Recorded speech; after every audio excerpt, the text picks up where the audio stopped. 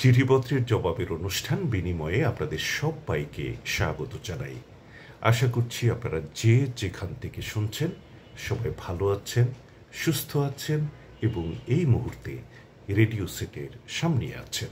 আশা করব শেষ পর্যন্ত আপনারা আমার সঙ্গে থাকবেন।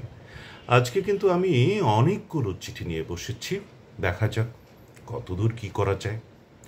তো প্রথমে যে চিঠিটি হাতে তুলে নিলাম সেটি লিখেছেন আব্দুর রাজ্জাক, গ্রাম ধুলোদিয়া, উপজেলা সাভার, জেলা ঢাকা থেকে।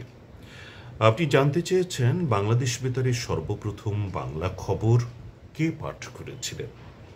খুব সুন্দর প্রশ্ন। হ্যাঁ আব্দুর রাজ্জাক, আপনাকে বলছি এবং আশা করি সবারই জানা থাকা দরকার যে বাংলাদেশ বেতার, যার প্রথম নাম ঢাকা ধ্বনি বিস্তার কেন্দ্র, তাতে সর্বপ্রথম বাংলা খবর পাঠ করেছিলেন সুবিখ্যাত অভিনেতা ফতে লোহানী। আর সময়টা ছিল 1939 সালের 16 ডিসেম্বর তারিখ। আশা করি বিষয়টি জানতে পেরে আপনি খুশি হয়েছেন। আবারও লিখবেন কেমন? এর পরের চিঠিতে চলে যাচ্ছি। এবারে প্রতিবেশী দেশ ভারতের বরপেটা আসাম থেকে লিখেছেন সুদীপ্ত বর্ধন। সুদীপ্তবাবু জানতে চেয়েছেন আপনারা কি চিঠিপত্র প্রচার করতে কোনো টাকা পয়সা নেন? নইলে এতগুলো চিঠি লিখেও জবাব পাচ্ছি না কেন? ভাই সুদীপ্ত বর্ধন, বিষয়টি খুবই দুঃখজনক মানছি, কিন্তু কি করা যায় বলুন তো?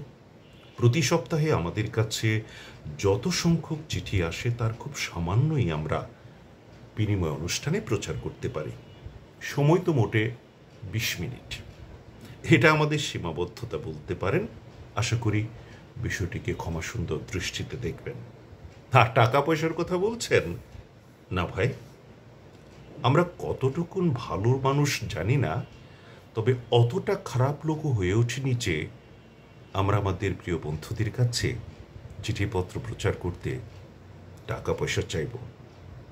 আশা করি বিষয়টি আপনি বুঝতে পেরেছেন।